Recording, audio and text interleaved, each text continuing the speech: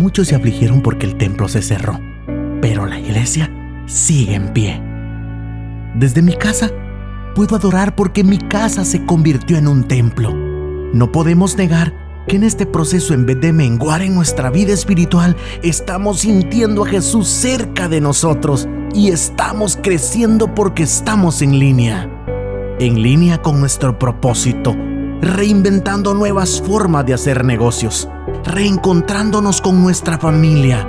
En efecto, hemos encontrado nuevas formas y divertidas de convivir y amarnos, pero por sobre todo, hemos encontrado nuevas maneras de estar en línea con Dios.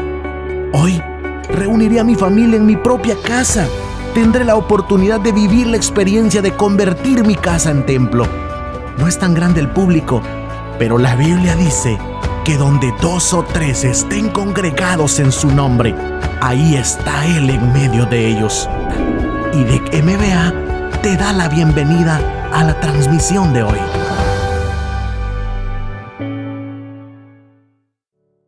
Así que tenemos el tema para hoy, justificados por medio de Cristo, y también la cita bíblica que es Isaías 53, 12. Isaías 53, 12. El texto lo tengo escrito de esta manera y es así. Dijo el Eterno, a través del profeta Isaías: yo le daré parte con los grandes, y con los fuertes repartirá despojos, por cuanto derramó su vida hasta la muerte, y fue contado con los pecadores, habiendo a él llevado el pecado de muchos y orado por los transgresores. Ese es el texto que hemos seleccionado. Estamos en Isaías capítulo 53, porque es uno de los capítulos más sustanciosos para hablar acerca de todo el tiempo que Jesús estuvo en sus últimos días en la tierra. Así que estamos tomando en cuenta la palabra de Dios en esa profecía. Obviamente esa se cumplió hace muchos años y nosotros somos también beneficiados con el cumplimiento de esa profecía. Pero lo interesante que tenemos que entender nosotros es en sí qué es lo que significa esta palabra para nosotros hoy. ¿Qué significa el que el Eterno haya tomado un tiempo para nosotros? Y quiero que partamos de una idea. ¿Qué tanto valemos nosotros para el Creador, que se ha interesado por nosotros desde que nos creó? ¿Qué tanto valemos para Él? Y eso es lo que hay que puntualizar cuando empezamos a ver el trabajo de la justificación. ¿Qué tanto valemos nosotros para Él? ¿Qué tanto Él hasta cierta medida nos tolera? ¿Y qué tanto cabemos en la tolerancia de Dios? ¿Y por qué razón? Tenemos que comprenderlo para que así podamos nosotros llegar a una buena conclusión, y que si vamos a bendecir al Señor y si vamos a servir al Señor, si vamos a tratar de llevar una vida cristiana, que la tengamos con conciencia de qué es lo que significa y tratar de hacerlo todo por Él, de darlo todo. Si Él lo da todo por nosotros, ¿por qué nosotros no vamos a darlo todo por Él? Esto es necesario. Empezando con eso, como les digo al principio, ¿quién soy como criatura de parte de Dios? ¿Qué lugar puedo tener? Y luego, ¿por qué Él hace tanto por mí? ¿Qué significa eso para mí? Tenemos que tenerlo en mente para que así podamos cultivar en nosotros un gesto que nos lleve a acercarnos a Dios incondicionalmente. Y les digo incondicionalmente porque muchas personas solo sirven al Señor cuando todo va bien, pero cuando todo comienza a torcerse, ellos luego tiran la toalla. Ellos luego se alejan y luego piensan en que la iglesia tiene la culpa, que la mujer tiene la culpa, que el esposo tiene la culpa, que los hijos tienen la culpa, que la novia tiene la culpa, y así sucesivamente se piensa en quién alguien tiene la culpa, cuando realmente la culpa la tengo yo porque no he entendido a ciencia cierta qué es lo que significo yo para Dios. Eso es el problema. ¿Qué significo yo para Dios? Entonces estoy en la iglesia por causa de los que me ven Entonces cuando los que me ven mal, entonces digo, no, aquí no tengo que estar yo y me retiro. Pero cuando yo me veo en las manos de Dios y sé lo que significo para Dios, aunque me vean mal todos los que están a mi lado, y aunque me desprecien y aunque hasta me hagan daño, si el Señor no me lo ha hecho, si el Señor no me ha tratado mal, entonces yo no tengo por qué dejar al Señor por eso. Y es allí donde tenemos que ir viendo y darle el sentido a eso. Si el Señor es el que me está haciendo daño, pues obviamente me las voy a jugar con el que me está haciendo daño, pero no abandonar al que me está haciendo bien si los que me están haciendo mal no están haciendo nada más por mí. Entonces, tengamos en mente eso. Y llegando a lo que significa el término justificación, tenemos que entender que eso cabe dentro de nuestra teología. Nosotros creemos que la justificación, la regeneración y el nuevo nacimiento son obras directas de Dios en el ser humano por su gracia y su misericordia, y que Él ejerce ese trabajo en nosotros por pura voluntad suya, de acuerdo al valor que Él ve en nosotros. Y a partir de ahí es donde Él hace la justificación, la regeneración y el nuevo nacimiento, y estas se efectúan por la fe en la gracia y en la sangre de Jesús. Y viendo la palabra justificación, si vamos a buscar en el diccionario, justificación es un proceso y a la vez es un resultado de justificar. Todo esto lo vemos cuando nos detenemos a pensar en la obra de Dios a favor de nosotros como seres humanos y como creyentes. Cuando empezamos a ver la obra de Dios a nuestro favor, podemos ver que el hecho de que tengamos a un Cristo que es nuestro Salvador, que es nuestro Redentor, es parte de un proceso. De hecho, la profecía está dada como parte de ese proceso. Y más tarde se establece que el niño nace entre una familia y se desarrolla dentro de una ley para que más tarde esté él dentro del marco de la ley, apto para hacer lo que tiene que hacer en esta calidad de Redentor o de Mesías o de Salvador. El mismo Jesús no entró así como relámpago, descendió una persona adulta, apareció por ahí y ya es el Mesías. No, Él entró en un proceso de humanización, y luego que se humanó y tomó la forma, tomó el modelo que podía darle a la gente a seguir. Entonces, cuando ya tenía la mayoría de edad, de acuerdo a las leyes en las que Él podía comparecer ante el público, entonces Él ejerció lo que tuvo que ejercer. Entonces, la justificación está dentro de un proceso que el Eterno establece, con el cual pretende redimir al hombre. Y vamos a verlo más tardecito en cuanto a el por qué Jesús tuvo que ser mayor de edad, y específicamente de 30 a 33 años cuando le entrega su vida, aunque no vamos a especificar esos detalles, pero vamos a ver algunas cositas ahí que puntualizamos.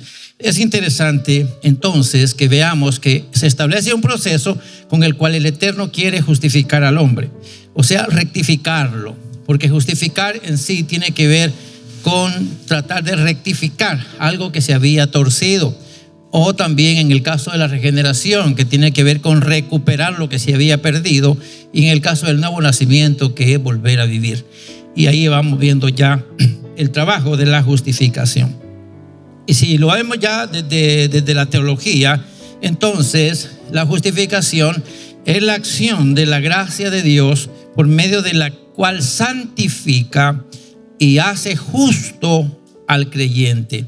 Es una acción que a través de la gracia de Dios viene y santifica al creyente, por supuesto al creyente, y a ese que cree en Él lo justifica, lo hace como si nunca hubiese pecado. De hecho, por eso decimos que lo santifica, lo aparta para Él, para hacer de Él una persona con la voluntad suya. Y yendo a las palabras que he tomado en cuenta para esta vez, he tomado en cuenta 4 palabras que son importantes, que tienen que ver con la obra del crucificado, específicamente con la obra del crucificado. Y la primera obra del crucificado que tenemos que puntualizar en esta ocasión es la propiciación. La propiciación, aunque ya hablamos un poco de esto, ya digo por qué estamos en este tema, porque vamos a emprender una actividad y tenemos que reconocer qué es lo que Jesús dijo cuando estaba hablando de que esto es mi cuerpo, que por ustedes es partido, hagan esto en memoria mía. Entonces, si vamos a puntualizar eso, tenemos que empezar con esa palabra en la propiciación. Si usted le lleva el texto conmigo, se va a dar cuenta que sobremarcamos la palabra cuando dice, por cuanto Él derramó su vida hasta la muerte. Derramó su vida hasta la muerte. La muerte era la única forma de apaciguar la ira de Dios. En este caso, la sentencia del pecador. Entonces, la muerte era la única manera de apaciguar la ira de Dios. Entonces, como hay alguien que tenga que tratar de apaciguar la ira de Dios, entonces viene Jesús y Él se convierte en la propiciación. Y la palabra propiciación tiene que ver con un sacrificio que se establece con el fin así de aplacar la ira, el enojo que Dios tiene contra el pecador. Así que Jesús viene, entonces se convierte en nuestra propiciación, porque Él trata con su intervención de aplacar la ira de Dios. Toda la sentencia que estaba marcada contra nosotros es descargada en Jesús. Ya puede verse usted cuál era su lugar si ve al Cristo crucificado. Ese lugar le correspondía a usted, estar en la cruz. Pero gracias a que Jesús se convierte en nuestra propiciación, entonces Él va y apaga el furor del Eterno a causa del pecado, dando su vida en la cruz, pagando así la deuda. Entonces, desde este punto de vista, la propiciación tiene una razón y está tratando o pretendiendo, como si dijéramos, promover la misericordia de Dios a favor del penitente, en este caso de mí. Jesús estaba haciendo una obra no solamente de darse en mi lugar, sino estaba haciendo mucho más. Así que Jesús es la ofrenda o el rescate en mi lugar. Y ahí tenemos la siguiente palabra que tiene que ver con la obra del crucificado, que es la culpabilidad. Y aquí es donde yo les decía a ustedes que tiene que ver el hecho de que Jesús haya tenido que morir no tan joven, mucho más joven, sino a la edad que murió, porque era hasta entonces, de acuerdo a lo que tiene que ver con la ley o con lo legal, ya que la justificación desde este aspecto tiene que ver con 3 puntos de vista. Tiene que ver, si hablamos ya de la culpabilidad, tiene que ver con lo religioso, tiene que ver con lo legal, desde lo penal, y también tiene que ver desde el sentimiento y conciencia que yo pueda tener. Entonces, una persona no puede ser consciente sino hasta que ha alcanzado una mayoría en la que le podemos decir la madurez.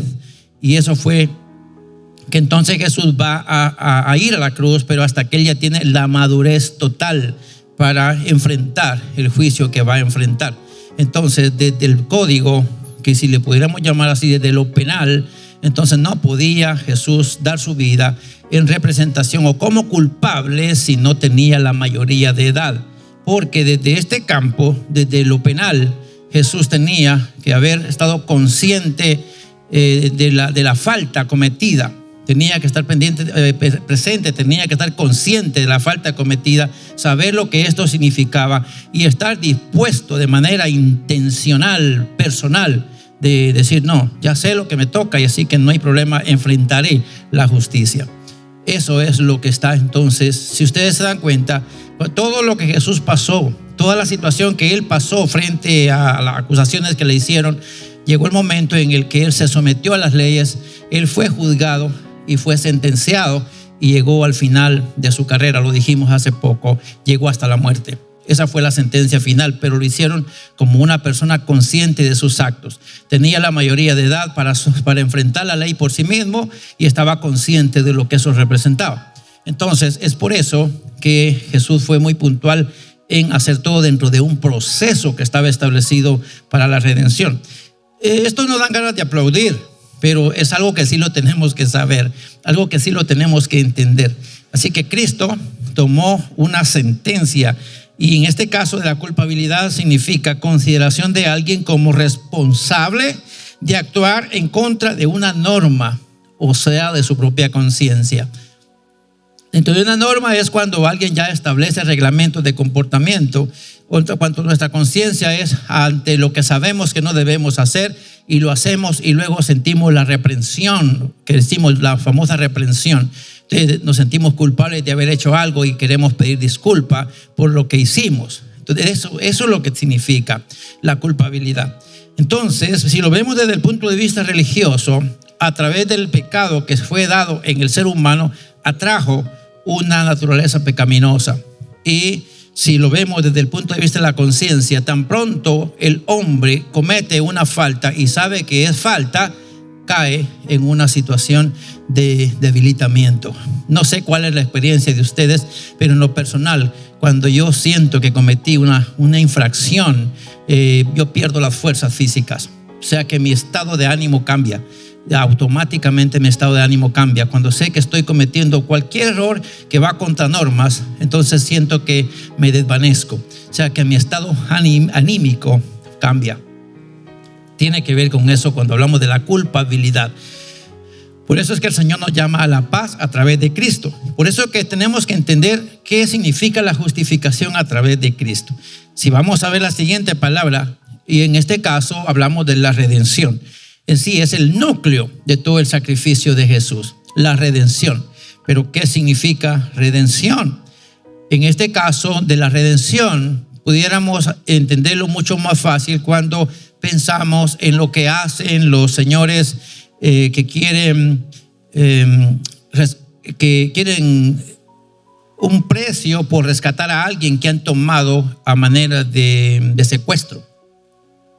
Entonces, el que está secuestrado está sufriendo el riesgo de morir.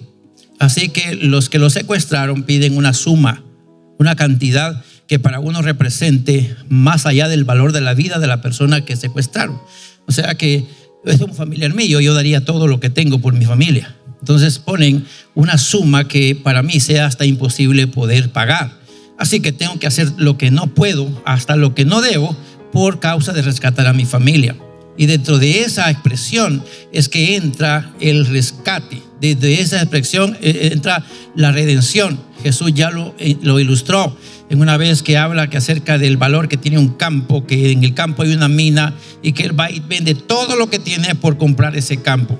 Y se tiene entonces que ver el valor que tiene un pecador cuando el que, en este caso, si el hombre estaba secuestrado en las manos de Satanás, hay que pagar una suma alta por rescatarlo. Entonces viene Jesús y llega con el precio total, el pago por la recompensa del rescate de la persona que está siendo defendida. Así que lo primero que tiene que ver, por eso es que no hubo escapatoria, por eso fue que Jesús tuvo que ir a la cruz, porque esa era la pena máxima, ese era el último que se pedía por mí. Entonces él va y da lo último, dice, bueno, tengo que darlo todo, y todo representó su misma vida. Así que Dios recompensa. Por eso es que él sirve como el redentor, porque él me rescata. Aunque más allá de serlo, he explicado muchas veces que redimir significa volver a comprar lo mío. Aquello que es mío, que me pertenece, lo vuelvo a comprar. De hecho, yo le pertenezco al Señor, por eso él dio su vida para que yo vuelva a mi estado que antes tenía. Eso hablamos cuando habla de recuperar nuestro estado. Yendo entonces de esta palabra redención, tendríamos que abarcar aquella otra expresión, perdón de pecados. La famosa expresión que hemos dicho algunas veces de kafar. Esa palabra que significa cubrir una falta, significa cubrir un error, ignorar un error o hacer como que no importa porque el sacrificio fue superior. Entonces valía más del sacrificio de Cristo que una falta que yo cometí. Entonces otra vez vemos a la cruz y el crucificado está siendo martirizado, y entonces en ese martirio yo soy disculpado. Así que a través de esta palabra redención, a mí se me perdonan mis faltas, y de hecho a través de este perdón a mí se me da la oportunidad de volver a la paz con Dios, que a esto se le llama teológicamente reconciliados con Dios. Y si más allá de esto de redención significa restauración de vida, ¿qué fue lo que el hombre perdió al principio? El derecho a la vida. Entonces en la redención se le devuelve al hombre el derecho a la vida. Eso fue lo que Jesús ofreció. Ya lo hemos repetido varias veces. Él dijo, todo aquel que cree en mí tiene vida eterna, para que todo aquel que en él cree no se pierda, sino tenga vida eterna. Entonces lo que se rescata a través de la redención es la vida misma, la vida eterna en este caso. Vamos a la última palabra, hablando de las obras que establece el crucificado, en este Cristo Jesús, para justificarnos. Ya se da cuenta cómo viene estableciendo una nueva relación. Empezamos desde que Él se ofrenda, luego Él toma la culpa, luego ya nos está sacando al nivel de un buen estado. Ya tenemos vida, gracias al Señor. Pero dentro de ese nivel también aparece como intercesor. Nosotros así lo creemos en la iglesia, que Jesús al resucitar ascendió al cielo y allá se estableció para Él una posición de intercesor. Pero esa posición de intercesor la asumió desde que estaba en la cruz. Desde que estaba en la cruz. ¿Por qué? Una de las últimas palabras, o entre las últimas palabras de Jesús, ya estando a punto de morir, fue esa: perdónalos, pues no saben lo que hacen. Que esa expresión va dentro del campo de la intercesión de Jesús. Aún estando en la cruz, Él está intercediendo por los pecadores de toda la tierra. Ya que el trabajo ha sido consumado, ya que hemos terminado la tarea, ya que hemos terminado la carrera, entonces te vamos a hacer la última molestia: perdónalos, porque no saben lo que han hecho.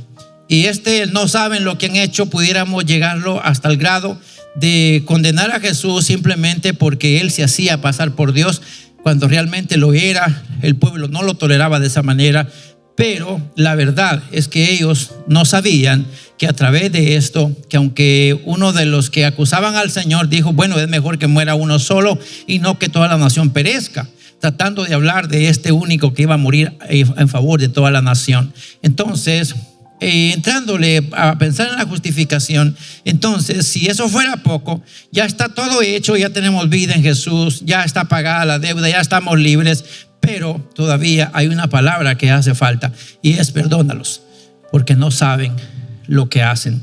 Dentro de esa palabra perdónalos cabemos nosotros, porque sin saber o sin tener la culpa real por la falta del primer hombre, caemos en una situación que no es agradable delante de Dios, la cual es necesario reconocer, confesar y apartarnos, pedirle perdón al Señor, porque aunque no somos nosotros los culpables primarios de la muerte de Jesús, a causa de que somos herencia del Adán, el primer Adán, tenemos una naturaleza caída, y en esa naturaleza Cristo viene, toma nuestra culpa, la lleva a la cruz. Y si Cristo toma nuestra culpa, la lleva a la cruz, nosotros tenemos la obligación, la responsabilidad de entrar dentro de esta perspectiva de su intercesión a nuestro favor.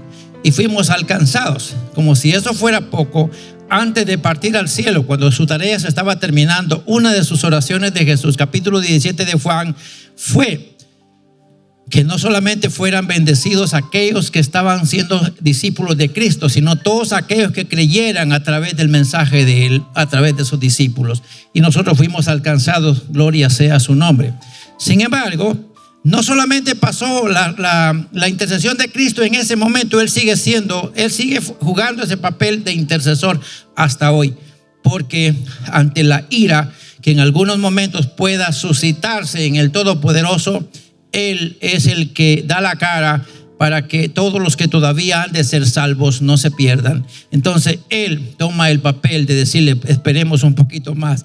Y digo: mira, mis manos están dadas para que todos los gentiles sean salvos, o todos los que crean en mí, y faltan algunos todavía. Entonces las heridas hechas en las manos de Cristo, la herida hecha en su costado, siguen siendo el mensaje para que siga dándose oportunidad. Es ahí donde radica la paciencia del Eterno, cuando todavía no nos ha destruido, porque tenemos a Jesucristo. No solo intercedió en la cruz, sino sigue haciéndolo. O sea, el crucificado no solamente nos salvó, sino sigue trabajando en nuestro favor. De verdad, cuando yo pienso en esto, digo: qué valor tan grande tengo yo para Él, siendo que tengo un montón de falencias. Sin embargo, Él me tiene suma tolerancia Él me tiene mucha paciencia. ¿Por qué? Porque valgo mucho para Él. Él me perdona porque valgo mucho para Él. Cada uno de nosotros tenemos que buscar esa alineación, el valor que tenemos para nuestro amado Señor y buscar cómo agradarlo cada día. Si yo valgo mucho para Él, Él también tiene que valer mucho para mí y hacer un cambio. Vamos a puntualizar con la siguiente conclusión, y es que el ser humano se ha desviado de su naturaleza y propósito con que fue creado. El ser humano, todo ser humano se ha desviado de su naturaleza y propósito con la que fue creado. Nosotros fuimos creados en santidad para tener vida eterna. Y el ser humano se desvió de ese propósito, de esa naturaleza. Dejó de ser santo y se convirtió en mortal. Pero aquí tenemos que ver lo siguiente. Sin embargo, en su amor, y hay que subrayar eso, en su amor, el Eterno ha dado maneras de ayudar al hombre en su calidad espiritual. Amén. El hombre nació para ser santo y eterno. Esa es su realidad espiritual. Y es lo que perdió. Y es lo que el Eterno está haciendo cada vez que da oportunidad. Hay muchas maneras. Dios habla de 1000 maneras, por decir una palabra. ¿Por qué lo hace? Dando oportunidad para mejorar nuestra calidad espiritual. Por eso lo está haciendo. Así que tenemos que tomar lo siguiente. Solo basta que el hombre, y si puede subrayar también esa palabra, reconozca su naturaleza, propósito y destino para que pueda aprovechar los recursos dados a su favor. Repito esto, solo basta que nosotros reconozcamos nuestra naturaleza. Somos creados en santidad y somos creados para vivir eternamente. Allí vamos. ¿Cuál será nuestro destino? Si los favores del Eterno se están mostrando cuando Él da a su Hijo por nosotros, ¿con qué intenciones nos lo está haciendo? Intenciones de que estemos con Él como estábamos al principio. Entonces basta que nosotros hagamos nuestro trabajo, reconocer eso, la naturaleza en la que fuimos creados y con el propósito con el cual fuimos creados. Y entonces pensar que nuestro destino debe ser estar con el Señor. Porque de lo contrario, nosotros tenemos que asumir, de no estar con el Señor, nuestro destino será otro, el cual no era para nosotros. Lamentablemente, si no somos entendidos y cuidadosos de nuestra vida, puede ser que tomemos otro destino, el cual no es para nosotros. Y sería una injusticia de parte nuestra, que dado que se nos da muchas oportunidades, estemos tomando destinos equivocados. Entonces les recomiendo en el amor del Señor a valorar eso. Recordemos, Dios es amor. ¿Y cuántos se alegran por eso, que Dios es amor? ¿Lo ha demostrado? ¿Lo sigue demostrando? ¿Es usted testigo del amor de Dios? ¿Cómo me lo puede decir? ¿Se siente paz en su corazón porque Cristo está en su vida? Si usted lo siente, debe asegurar, entonces vamos bien. De lo contrario, tenemos que ajustarnos. Así que mi trabajo es reconocer mi naturaleza y propósito con que fui creado. Y luego, ¿qué destino le voy a dar a mi vida? ¿Qué le dijo Dios a la primera pareja? El día que pecares, vas a morir. Así que en sus manos estaba vivir eternamente o morir. Pero ¿qué pasó?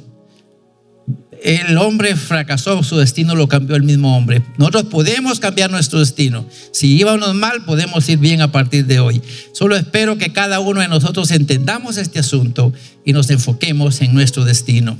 El destino nuestro es estar con el Señor. Padre, en el nombre bendito de Jesús, te doy gracias por esta reflexión que tomamos de tu palabra.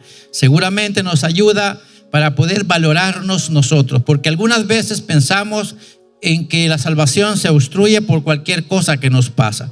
A veces nos bota las emociones, las circunstancias, las problemáticas nos botan y nos hacen perder de vista nuestra naturaleza y propósito con la que nos creaste. Entonces, a través de Jesús entendemos que vino a restaurar en nosotros todo lo que era necesario. Pido que tu gracia siga siendo en nuestro favor, porque así pudiéramos llegar a entender a través de la guianza de tu Espíritu Santo, podemos llegar a entender todo lo que valemos para ti y luego empezar a darte a ti lo que nosotros debemos como gratitud por el valor que tú nos has dado. Nos creaste con estimación, te has esforzado por nosotros, dándonos estimación, presentando una ofrenda la más alta por causa de nosotros, tomando la responsabilidad de nosotros, redimiéndonos del pecado y a la vez intercediendo por mí. Entonces te encargo que me ayudes, porque en mis debilidades puede ser que llegue a un momento en el que no me entretenga a valorar esto, pero tú puedes ayudarme. Yo sé que tú lo puedes hacer. Siempre te lo he dicho de esa manera. No esperes que de mi propia voluntad yo haga el bien cuando mi naturaleza, a causa de la caída, me inclina a hacer lo malo. Por eso te pido que seas siempre mi ayudador. Así lo he creído y así lo sigo creyendo, y has estado cerca de mí. Agradezco por cuidar de mi salvación, tanto tú como yo, y vamos siempre de la mano rumbo al destino final de estar contigo. Así te lo pido para cada uno de aquellos que creen en tu nombre. Gracias por este tiempo, Señor, que nos permite reflexionar en tu palabra y en este gran milagro del crucificado. Gracias por esta palabra. Gracias por justificarnos a través de Cristo Jesús. Oramos por honor a tu nombre. Amén y amén. Muchísimas gracias, mis estimados. De verdad es un placer grande poder llegar a usted con esta palabra, bendecir su vida y esperar que sigamos adelante. Nos espera un buen destino con Cristo Jesús. Bendiciones. Será hasta una próxima.